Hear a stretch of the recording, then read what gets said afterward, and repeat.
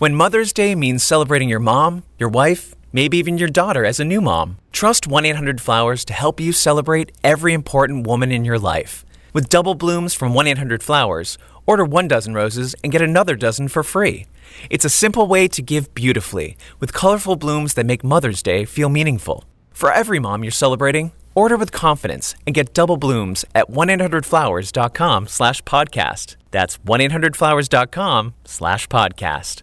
History as it happens. It's June 1675. Wampanoag warriors from the same tribe that welcomed the Pilgrims to Plymouth 55 years earlier raid the Swansea colony of Massachusetts.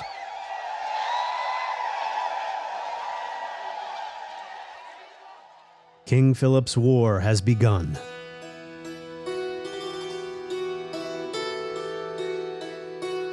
Well, I hoped you enjoyed your Thanksgiving, that quintessential American holiday that conjures images of pilgrims and Indians peacefully feasting together in 1621, an indelible origin story for what would become the United States a century and a half later, although it wouldn't really be an origin story for quite a while after 1776. Here is a clip I've played before, one of Ronald Reagan's Thanksgiving messages, where he weaves mythic tales into the fabric of national greatness. My fellow Americans, over 350 years ago, a small band of pilgrims, after gathering in their first harvest Plymouth colony, invited their friends and neighbors who were Indians to join them in a feast of Thanksgiving. Together they sat around their bountiful table and bowed their heads in gratitude to the Lord for all he had bestowed upon them. This week, so many years later, we too will gather with family and friends, and after saying grace, carve up a turkey, pass around the cranberries and dressing, and later share slices of pumpkin pie. We Americans have so much for which to be thankful. Think of the great expanse of our nation, the rolling hills of our immense farmland. Even in years of drought, as this year has been, the plows and the sweat of America's farmers call forth from our good earth more food than we can possibly eat. So much food that, taken together, our harvests of wheat, corn, soybeans, fruits, vegetables, and all the other bounty of our land make up one of our most important exports. We may be so familiar with that story that we hardly question it. But what if we chose a different reference point to understand our origins, not of the Pilgrims and Indians at Plymouth Rock, but at war, a vicious, genocidal war, characterized by massacres, torture, and enslavement that occurred on what was then the frontier. As historian Jill Lepore wrote in her 1998 book, The Name of War, always brutal and everywhere fierce, King Philip's War, as it came to be called, proved to be not only the most fatal war in all of American history, but also one of the most merciless. 17th century New England was, after all, a frontier, at once a dividing line and a middle ground between at least two cultures. The same cultural anxieties and land conflicts that drove Indians and colonists to war in 1675 would continue to haunt them after the war had ended.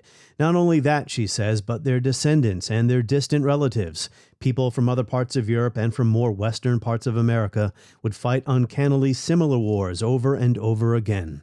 King Philip's War was not, as some historians have suggested, the foundational American frontier experience, or even the archetypal Indian War. Wars like it have been fought before, and every war brings its own stories, its own miseries. Yet, she says, there remains something about King Philip's War that hints of allegory. In a sense, King Philip's War never ended. In other times and other places, its painful wounds would be reopened, its vicious words spoken again. And again, that is Jill Lepore in her 1998 book. Yet how often do you hear about King Philip's War? It happened just a century before 1776, a date we're all familiar with as we look ahead to America 250. But the English colonists would never have been powerful enough to challenge Parliament had they not survived a different war 100 years earlier. David Silverman has taught Native American, Colonial American, and American racial history at George Washington University since 2003. He is the author of 6 books. The latest will be published next February, The Chosen and the Damned, Native Americans and the Making of Race in the United States. David Silverman, welcome back to the podcast. Thank you for having me. So you've been on a bunch before to talk about Thanksgiving and how that is a reference point in our minds for American origins. we're going to talk about what probably is a more important reference point, King Philip's War. But first, you've got a book coming out that actually covers this ground and then some. The Chosen and the Damned, Native Americans and the Making of Race in the United States is coming out next year in February. Sure. The basic point of the book is that Indigenous people have been fundamental to the making of race in the history of the United States and its colonial predecessors, and that this race making has taken place in the context of a long structural genocide. King Philip's War is one of many wars that factor into that story. During wars of this sort, the identities of white and Indian tend to become crystallized, articulated much more forcefully than they are in peacetime, and then have lasting effects. Europeans and Indians, within each group, there's a ton of diversity. I mean, the Indians were at war with one another, the different tribes. You had different European settlers, maybe in New England. Well, you would know better than I. Why don't you pick it up from there just to tackle that issue of how we get these two general groupings when within each one there had been always so much diversity? Well, that's exactly right. In the case of King Philip's War, what you see is an English population demonizing an entire population of what they characterize as Indians. And one of the defining characteristics of King Philip's War was the English colonists in New England refusing to make distinctions between native enemies, native people who are neutral, and even native friends, thus driving many native people who did not want to take up arms against the English into the war. After the war, that omnibus label, Indians, gets applied to the survivors of the conflict, and the English end up reducing native people in the region really to third-class status, forcing most of them into debt peonage. For that matter, during wars of this sort, diverse indigenous peoples very often rally together as Indians, a term that they appropriated from the English and a concept that they appropriated from the English. And you certainly see that in the case of King Philip's War and many other colonial wars. We'll return to the consequences of the conflict in a little bit, but back to my first point. You've been on the show. We've talked about the myths of the first Thanksgiving and how that holiday has evolved over time, its origins, and this image we have in our heads as an origin point for the United States, the Pilgrims and the Indians having a feast in 1621, which at the time was a non-event. It was hardly remembered at all, and today it's all we remember. I have to say, I had never heard of King Philip's War until I picked up the book I'm holding in my hands right now. 15 or so years ago, The Name of War by Jill Lepore. It was first published in 1998. Why don't we know about King Philip's War? Americans in general aren't taught a great deal about violence between colonists and later white Americans and Native people. And I think there's a clear reason for that. It's embarrassing. The United States likes to think of itself as a champion for human rights and likes to think of itself as an anti-genocide force in the world. But when you take seriously the history of white Indian conflict, it becomes very difficult to avoid the conclusion that this warfare was genocidal. Better to ignore it entirely. At least that's been the approach in the 20th century. I will note in the 19th century, when Americans were much more comfortable with white supremacist ideas, the country was triumphalist about this history. It didn't ignore it at all. In fact, it depicted it in monuments and artwork all over the country, including in the United States Capitol. It exists there to this very day. It's really a 20th century development that white Americans have become uncomfortable with this violent history. And it would be difficult to teach school kids some of this stuff based on what happened during this war. There's some symbolism here. King Philip's War was fought over the course of about a year, 1675 to 1676, a century before the Declaration of Independence. We're about to come upon America 250 next year. Ken Burns' documentary is making headlines. I've started to watch the first 2-3 episodes. In my next episode of this podcast, I'm actually going to be interviewing two of the filmmakers, a director and a writer who are historians themselves, and Native peoples play a prominent role in that documentary. But yeah, it's not something that we think too much about, this period between, say, 1621 and 1776. Well, we do think quite a bit about the Revolutionary period, starting with the Stamp Act, right, in 1763. But there's a whole century and a half here from the so-called First Thanksgiving to the Declaration of Independence, when European or colonist Indian relations develop, evolve, become very violent, right? No question about it. And if you wanted to, you could articulate the entire history or narrate the entire history of the colonial era as a series of colonial Indian wars. It's one after another, after another, after another, right? It's an indigenous continent to which colonists are forcing their way in. Yeah, and in the Ken Burns documentary, they don't shy away from showing how men like George Washington, Ben Franklin had their eyes on Western lands, which were, of course, occupied or inhabited by Native people. So let's start with the basics here. Mhm. King Philip was not a king, and his birth name was not Philip. Who was he? His title is sachem. You might say is another word for chief. Sachems operated at several different levels. Every native community, so let's say village, had a sachem, usually a male, occasionally a female from an elite lineage, whose job it was to manage issues of common concern to the community. So the allotment of planting grounds, diplomacy with neighboring groups, arbitrating disputes within the community or between communities. But there were also leaders known as paramount sachems. And so in the case of King Philip, if you will, he is not only a village chief, he is a regional chief, which is to say that he's the leader of a constellation of literally dozens of native communities stretching from Narragansett Bay on the west side to the end of Cape Cod on the east, and then north all the way to the south shore of Massachusetts Bay. What his role was as paramount sachem was to lead these various communities in diplomacy with their indigenous neighbors.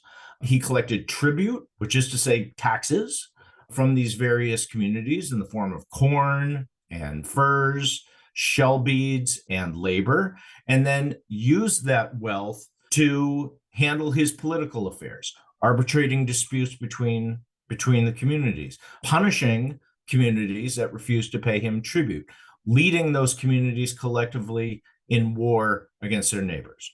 How did he acquire this position? He inherited it from his father, and his father was Usamiquin, means yellow feather in English, better known probably to your listeners as Massasoit. This is the Wampanoag leader or sachem who greeted the Mayflower passengers in 1621. He wasn't the first choice as paramount sachem. His brother Wamsutta was supposed to inherit the office, but he died early in 1662.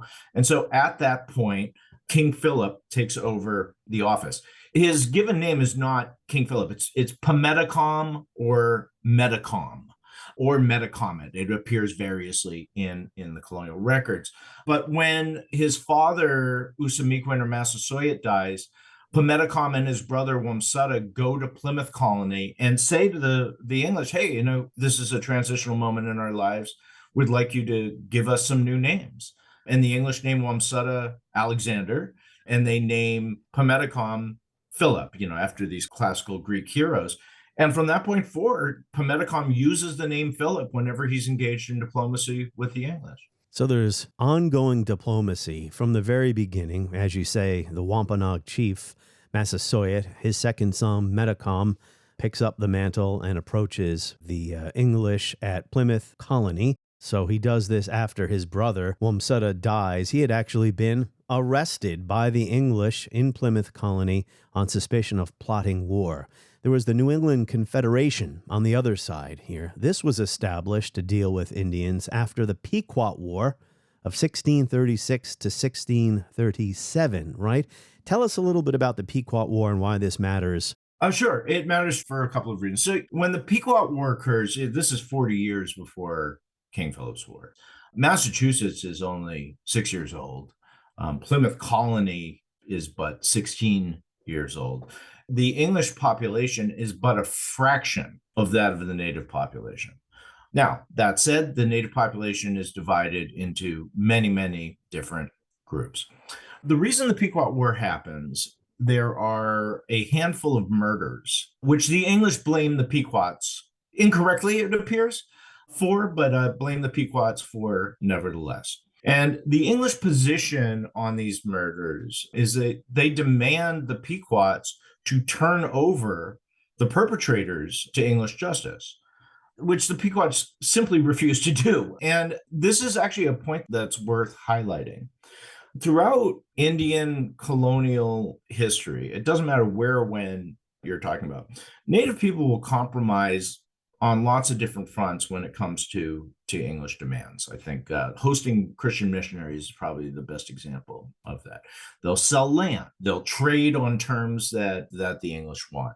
Sometimes they will even, in a very theoretical way, accept the King of England as their sovereign. Doesn't mean a great deal to them, but symbolically it matters. Where they will not compromise is on allowing the English to extend their jurisdiction over Native people, particularly when it comes to capital cases like murder. From the Native perspective, the English are guests in their land, not invaders. They are guests in Native people's land and thus should comport themselves in accordance with Native rules. No Native leader could maintain his authority, or for that matter, probably his life, if he dared attempt to hand over his people to a foreign power for arrest, trial, and execution. So the Pequots refuse these English terms, and then the two sides degenerate into war because the English want to send a message to Native people that if any Native people dares to take an English life, the consequences will be severe. Now, in this particular case, in the case of the Pequot War, the English emerge victorious largely because they're successful, and this is another pattern in colonial Indian wars. They're successful at recruiting Native people to their side. The Pequots, Narragansett, and Mohegan enemies side with the English and effectively turn out to be the difference maker in this war. And so collectively, the colonies of Massachusetts, Connecticut, the Narragansetts, and the Mohegans destroy the Pequots as a group, effectively ending their status temporarily as an independent polity. And those people they don't kill, they sentence to slavery either in New England among the English and Native people, or they sell abroad. Preparing to speak to you, I read a little bit about the Pequot War. When we think of war in a modern sense, maybe set piece battles, regular militaries, this was more a series of massacres and ambushes and cruelties, right? Almost all Indian colonial wars take that form. The reason actually has less to do with English ways of war than it has to do with Native ways of war. Native people are not going to engage in a line battle in an open field with English soldiers. They're simply not going to do it. The way that Native people war is you attack your enemy by surprise when you have an advantageous position. And what you want to do is maximize the enemy's casualties and minimize your own. When Native people go to war, they are not professional soldiers under the leadership of an officer who's unrelated to them. They're an extended kin group, brothers, uncles and nephews, cousins, and like, and so no deaths are acceptable. And it's not like the Europeans or the colonists had an army, right? I mean, were they using militia? Did they have officers? They have militia with officers who are appointed by the governors of their respective colonies.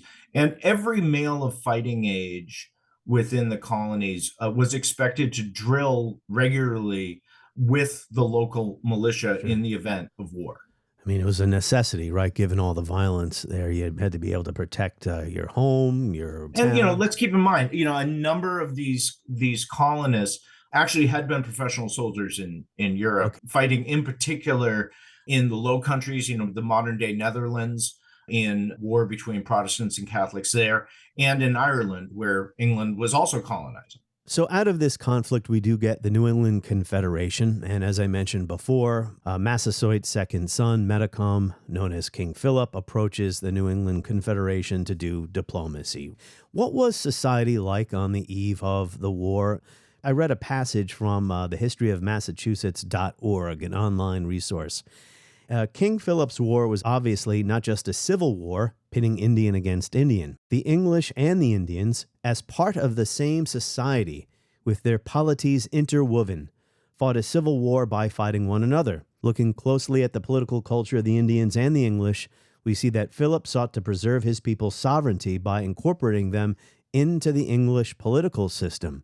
The English, in turn, viewed Philip and his followers as subjects, traitorous ones after they waged the war in 1675. So it sounds like there's an intermingling, coexistence, that they weren't living separate. Why don't you pick it up from there? Yeah, I wouldn't go so far as to call it a civil war. I think that's a bit over-argued. But it is certainly true that their polities had become inextricable from one another at this point. So let's look at some of the basic conditions of this war. The most fundamental point that's worth noting is that the English had become a population majority by this time. And it's a product of two developments. One is, quite frankly, the English reproduce like rabbits. They start with a migration of roughly 15,000 people. But that migration comes to a complete stop. I do mean a complete stop by 1640. No one comes to New England from abroad after that time. Mostly a religious migration responding to conditions in England, and the conditions change after 1640 with the English Civil War. But these people produce massive families. And here it's also worth noting, they come with a fairly equal ratio of women to men, which is very rare for colonies. Colonies usually represent fraternities in terms of their demographics. Not here. You have not only young men, but young women. And those young women start having children right away. And on average, they're having 8 kids over the course of their adult lives. 8 kids. And the kids are surviving.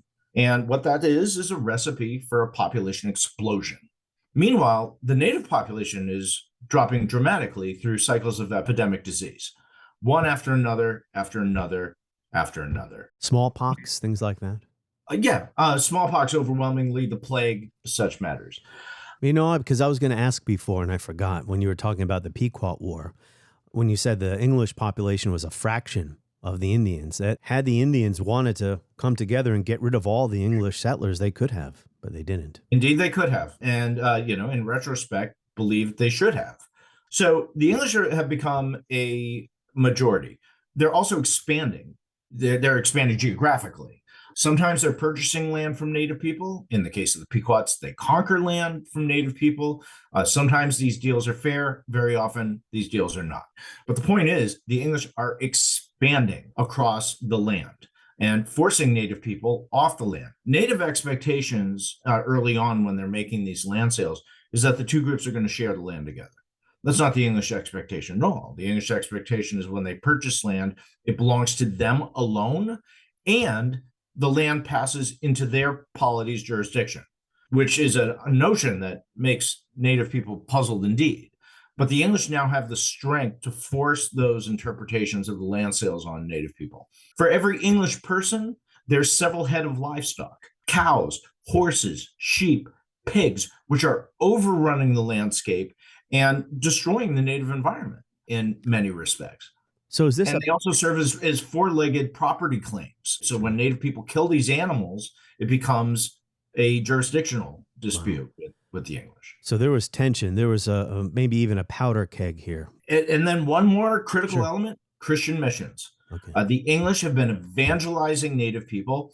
And by the eve of King Philip's War, they have convinced about half the Wampanoags, mostly on Cape Cod and the islands of Martha's Vineyard and Nantucket, to become Christians.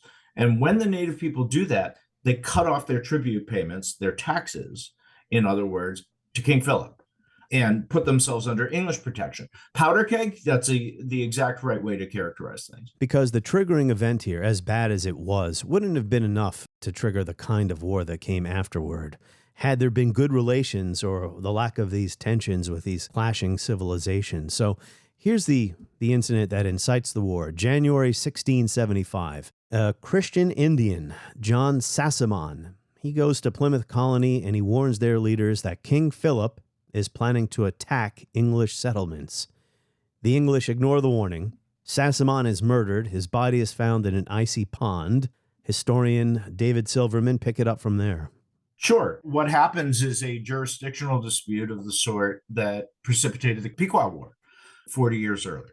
So the English have two witnesses to this murder. One is a first-hand witness, the other is a second-hand. Both of them are Christian Indians.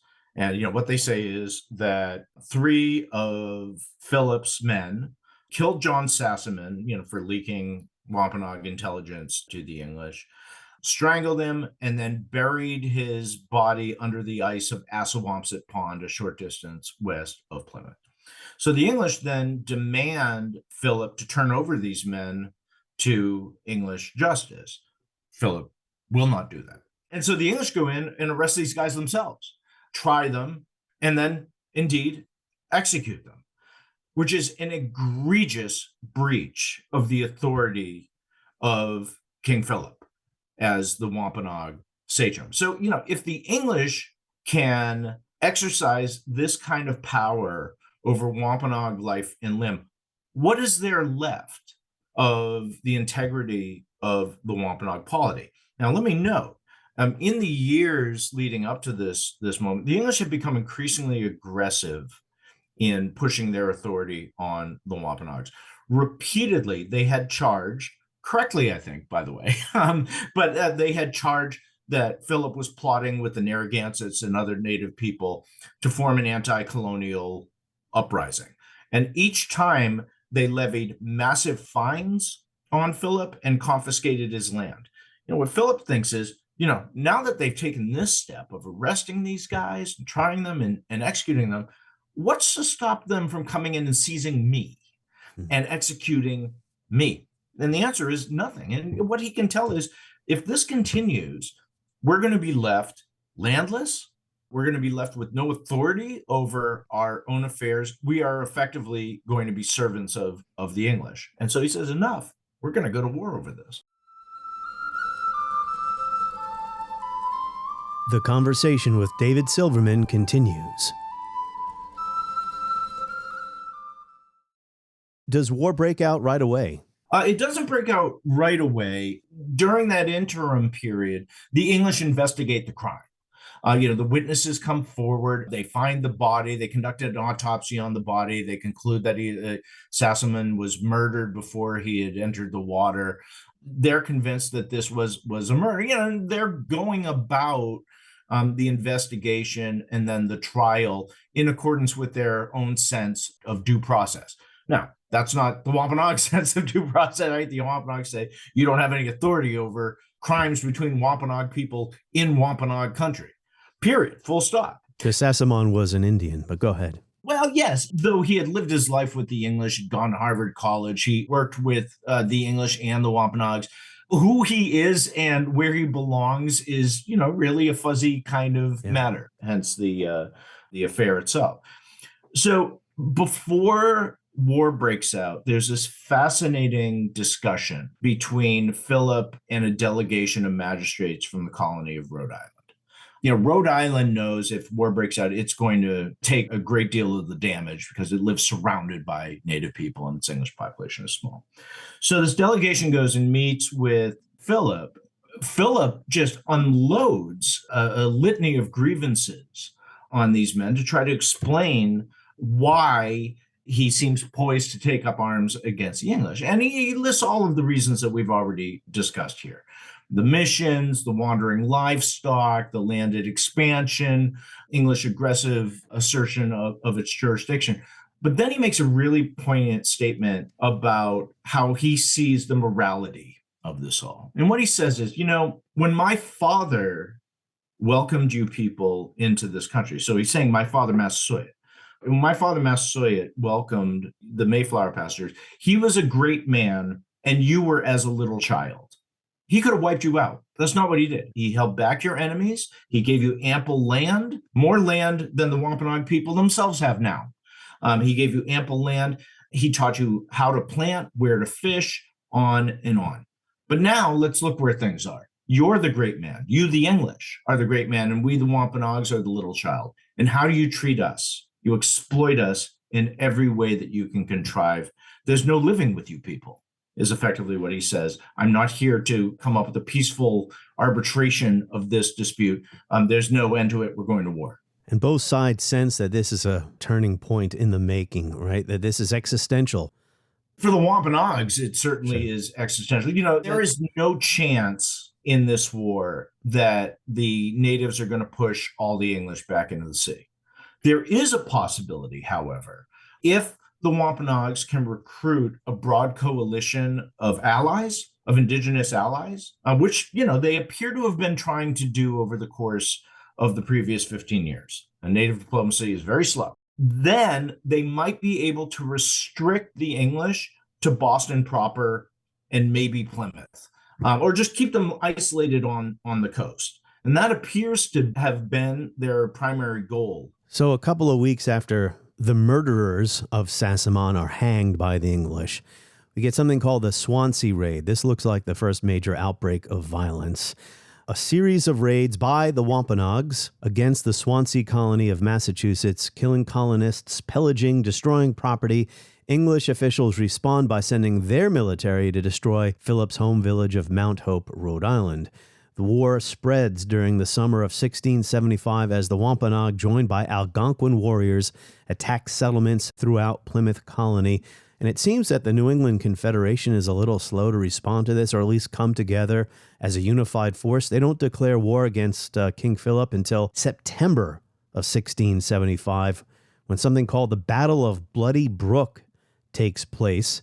700 Nipmuc Indians ambush a militia group escorting a wagon train of colonists. Almost all the colonists and militia killed in the fighting, known as the Battle of Bloody Brook. So before we go any further, who's on whose side here? Who are the sides? Yeah. Right. Well, that is a developing matter in real time. So, when the war starts, Philip's coalition is not in place. A broad number of allies are not ready to leap to his defense. What the English believe they can do is isolate him and his immediate following of warriors and nip this problem in the bud. So they send a militia to try to do this. The problem with the English is they have no respect for other native people's neutral rights. Let me be clear about what I'm talking about here. Sure. When I say Philip and his immediate followers, I'm talking about Philip, his close relatives from other communities, and their warriors. This isn't even all the Wampanoags. This is a small portion of the overall Wampanoag tribe, at most half. And so the English start following Philip and his men as they keep retreating to other communities seeking sanctuary from them. And the English will ride in guns a-blazing into these communities, thus driving those communities into the war. Eventually, the Wampanoags in arms managed to escape into central Massachusetts, around what's modern-day Worcester, Massachusetts, about 40 miles west of Boston, where they take sanctuary among the Nipmucs. The Nipmucs had been nursing grievances against the English, mostly having to do with landed expansion and the spread of Christian missions. The Nipmucs take up arms alongside Philip against the English. So by the time we get to the fall of 1675, it's effectively half the Wampanoags and most of the Nipmucs against the English. The English, meanwhile, have recruited the Mohegans, the reconstituted Pequots, and a number of Christian Wampanoags from Cape Cod and Martha's Vineyard to their side. They also have the support of literally thousands of Christian Indians who live cheek by jowl alongside the English of Massachusetts Bay. So at this point, most Native people are either neutral or on the side of the English. Wow. So as the violence spreads across really all of New England, right? Connecticut, Massachusetts, Plymouth, Rhode Island, we're seeing raids, counter-raids, massacres, enslavement. Can you describe the kind of warfare this was? I know we touched on it a little bit earlier with the Pequot War, but this seemed to be much more widespread or covering a larger geographic area. First and foremost, a circle of Native people supporting Philip grows. So the English effectively drive the Narragansett people, the most powerful group of Native people in the area, the Narragansetts of Rhode Island, into the war by launching a preemptive attack against them in December of 1675. The Narragansetts had been taking in Wampanoag women and children The English demand that the Narragansetts turn those refugees over. Narragansetts simply won't do it. And the English conclude the Narragansetts are about to enter the war. Let's strike first. They launch a winter attack against the Narragansetts' so-called Great Swamp Fort, massacre hundreds of people, and drive the survivors into the war. They also drive the various native groups, Sakokis, Pecumtucks, Norwatucks, and others in the Connecticut River Valley around modern-day Springfield, Massachusetts, into the war by demanding them to turn over their weapons. These natives say, no way, we're disarming, and taking you at your word that you won't take advantage of that situation. They join the war. And so collectively, all these various native peoples are effectively making English life outside of the most populous English towns impossible. They're launching dawn raids on these various outlying communities in which they start attacking as soon as the English emerge from their houses in the morning. Those English who survive will flee to a blockhouse, a fortified house in the middle of town. Meanwhile, the natives will go around slaughtering all the livestock and putting all the outbuildings to the torch. They do this in town after town after town until tens of thousands of livestock are dead. Roughly 3,000 Englishmen lose their lives. 16 towns go up in flames. Wow. And the line of English settlement is getting pushed farther and farther east. Can I just ask a question? The victims were men, women, and children, right? There was no quarter given to anyone. Is that right? Or native people, if they can, will capture women and children. When they war against other native people, the goal is to capture women and children for eventual absorption by the group and kill the men. But they will also kill children who can't make it back. I mean, they don't want to be caught by the pursuing enemy. So they will kill anybody who can't make the march. So yes, this is a basic pattern in colonial Indian wars. Native people make no distinction between men, women, children, and the elderly. And colonists make no distinction between men, women, children, and the elderly. It is total war. Yeah, what's so striking about this war is it's genocidal. No question. The two groups want to wipe each other out. And they do when they have these attacks. You mentioned the Great Swamp Fight. It's estimated 300 people, at least, Indians, including women and children, were killed in the attack or died from exposure to the winter elements. Some were burned alive at the stake. There was also torture perpetrated by both sides. No question. Colonialism is a bloody business. It's horrific. It brought out the very worst in human beings. Let me share something that Jill Lepore wrote about this conflict. She says here, when both the Narragansetts and the Wampanoags fought against the English colonists, the colonists assumed that the two tribes had formed a powerful alliance. But when colonists from both Plymouth and Massachusetts allied, the Indians assumed that each colony must have a separate grievance. These twin reactions, the colonists' fear of a widespread Indian conspiracy, and the Indians' perplexity at the ties that bound all colonists to a distant monarch, suggest just how poorly the two peoples understood each other's political cultures and systems of government. For the Indians, the colonists' misunderstanding of the nature of Indian political authority had far-reaching consequences, the most important of which was the denial of Indian sovereignty, a perception that formed the underpinnings of the legality of their enslavement. I think you said this earlier. The English basically did not respect jurisdictional matters, right? Neutrality. Nope. She's talking here, too, then, about Indians that are captured after these horrible massacres and battles were enslaved. Yes. It probably comes as news to most of your listeners because one of the most important developments in historical scholarship over the last 15 years is the recognition that in the North American, and for that matter, Caribbean and South American colonies, you're as likely to encounter indigenous slaves in colonial settings as African slaves, really through the early 18th century. So for the entirety of the 17th century, Native American slavery was as common in the colonies as African slavery. And, we're talking to the tune hemispherically of roughly 5.5 million Native people enslaved during the long colonial era. So, that's a massive number. I did not know it was that high. I don't think most people know that. No, most people do not know that, because it was poorly documented, where the African slave trade is taxed and all of the slave voyages took out insurance. So we have like really good documentation on the numbers of people involved. This is effectively a black market kind of enterprise in the colonies. The government of England had a very fuzzy notion of what's going on the ground. Yes, Indian slavery is common, and that includes in New England. After the Pequot War, the English enslaved hundreds of native people. After King Philip's War, they enslaved a couple thousand, some of whom they put to work in the colonies, but many others of whom they sell, especially to the Caribbean. Places like Barbados had an insatiable demand for bound laborers. So we're getting down to the end of 1675, early 1676. It's the winter. King Philip's Confederacy continued to assault English colonies throughout Massachusetts, Rhode Island, Connecticut, and Maine.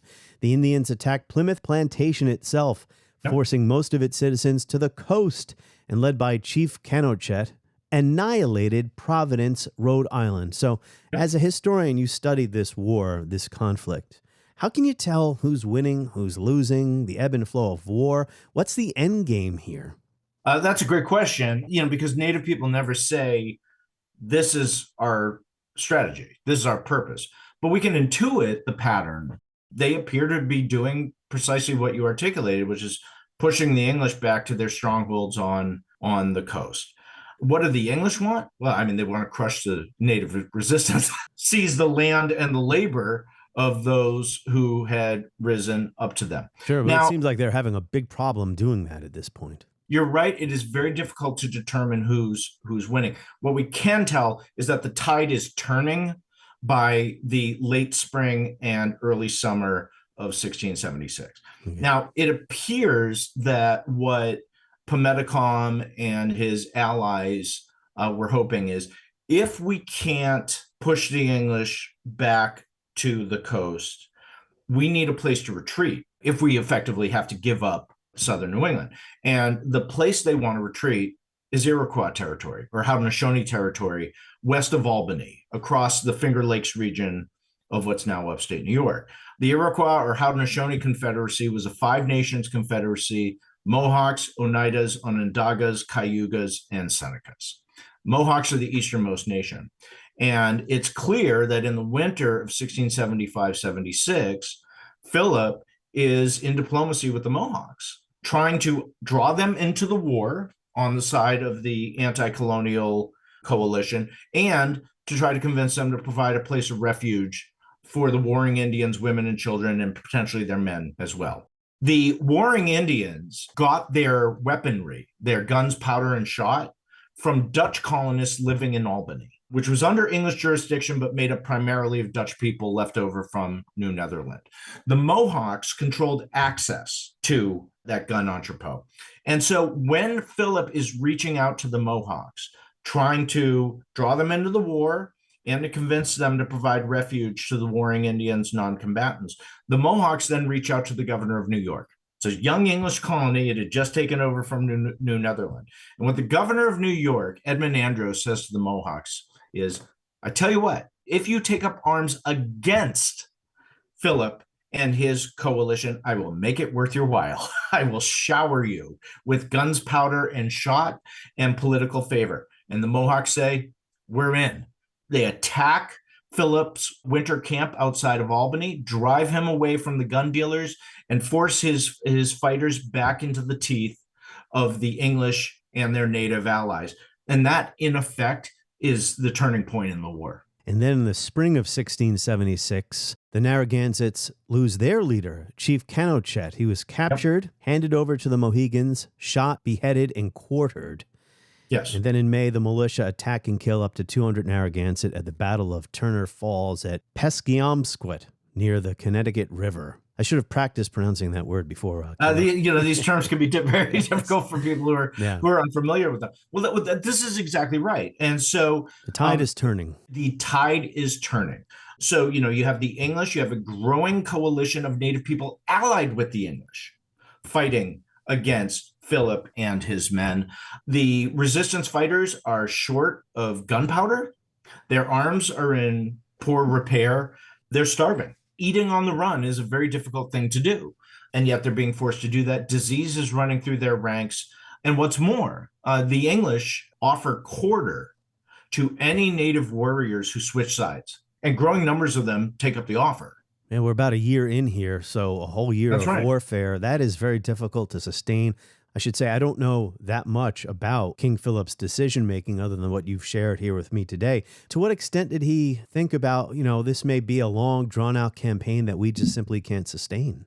It's pretty clear that he had been conducting diplomacy with native people for the better part of 15 years in the lead up to this war, trying to rally them to a resistance. It had created regular problems with the English. Again, I told you about the fines and confiscating of land over and over again. And he appears to have hoped that coalition he was cultivating would spring to action on his behalf when the war began. He was partly right and partly wrong. The linchpin really does appear to be the Mohawks. If the Mohawks had rallied to the side of Philip, he might very well have achieved his ends, but they didn't. In this, there's a really critical lesson about how colonialism worked, not only in New England, but throughout the Americas and indeed throughout the world. The way colonialism works is by pitting indigenous people against one another. Yes. By exploiting their rivalries, by exploiting how decentralized their societies are. And so you play divide and conquer. The English Indian soldier John Alderman shot and killed King Philip August 20th, 1676 at Mount Hope. He was hung, beheaded, drawn, and quartered. King Philip's head placed on a spike and displayed at Plymouth Colony for 2 decades. This effectively ends the war, although some fighting did continue until a treaty was signed in 1678. But a year of this horrible bloodshed, as I mentioned, raids, counter-raids, ambushes, massacres, torture, enslavement. Laporte says, by the time of Philip's death, August 1676, 25 English towns, more than half of all the colonist settlements in New England, had been ruined, and the line of English habitation had been pushed back almost to the coast. The struggling colonists had nearly been forced to abandon New England entirely, she says, and their losses left them desperately dependent on England for support. Yet Indian losses were far, far greater, she says. Colonial armies, with their Pequot and Mohegan allies, pursued enemy Indians from Narragansett Bay to the Connecticut River Valley, killing warriors in the field and families in their homes. Those Algonquins who fought the English saw their communities decimated. Thousands killed in the fighting, thousands more died of disease or starvation or shipped out of the colonies as slaves. So what's the landscape like when the fighting is over? Everything's scorched. Empty frames of homes, unburied bodies, slaughtered livestock. Everything was a wreck. Everything was a wreck. And the Indians are basically shattered. Yes, native people will never be able to put up a resistance in southern New England again. Let me be clear, however, the resistance will continue in Maine. And it will continue for another 75 years, partly as an extension of this war. And some native survivors of this war are going to flee to Jesuit missions in New France in the St. Lawrence River Valley.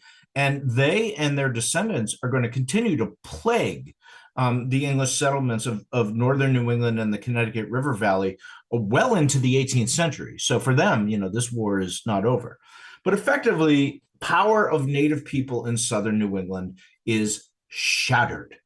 Now, that doesn't mean there are no native people left. Let's be clear. All the native people who sided with the English, Christian Wampanoags on Martha's Vineyard, Nantucket, and Cape Cod, Wampanoags who switched sides late in the war. You mentioned Alderman who killed Philip. He's one of those types. The Mohegans, the Pequots. There's a small band in Narragansett known as the Nyantics who side with the English in this war. Their experience after the war illustrates why Philip went to war in the first place. Because what the English do is effectively treat them as Philip projected his own people being treated by the English in the event that he didn't go to war. They reduce them to near landlessness. These groups survive on postage stamp-sized reserves of their previous vast domains. The English drive them into desperate debt to creditor merchants and the like. The courts slap them with fines over one trivial matter after another with the express purpose of selling them as servants to English farmers, to English whaling merchants, and other English fishermen.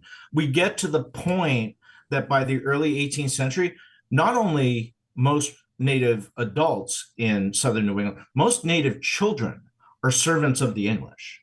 And these are the allies. Yes. These are the allies of the English. And these are Christian Indians. They have adopted the religion of the colonists, and still the colonists treat them this way. Because of the racial attitudes that Lepore and I guess your new book get into as well, a hardening or a crystallizing of racial attitudes that sees Indians as not quite fully human, not deserving of the same rights that Englishmen. Yeah, I mean, I would say that the racial attitudes help justify this behavior, but let's be clear what's driving it.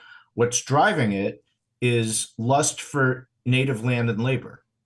And so the racial ideology serves as a cover, right? An ideological justification for that crass exploitation. And this is a century before the Declaration of Independence, to return to a point I made at the beginning of our conversation. This is part of the origin story of the United States. You can't get to 1776 without this. No, the entire continent was Indian country. Yeah. It's Indian country with Native people on it. Let's be clear. It's not an empty land. It's not a wilderness. To take possession of the continent required horrific violence of the very sort that we've been discussing. King Philip's War is not an isolated case. King Philip's War is representative of colonial American history.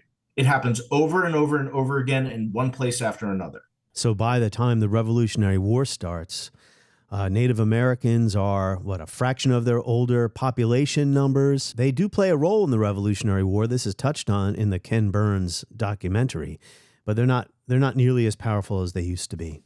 Not on the coastal plain. So, if you're talking, between southern Maine and Georgia, 100 miles inland from the coast, right, Native people have been thoroughly reduced in population, utterly denuded in terms of their military power.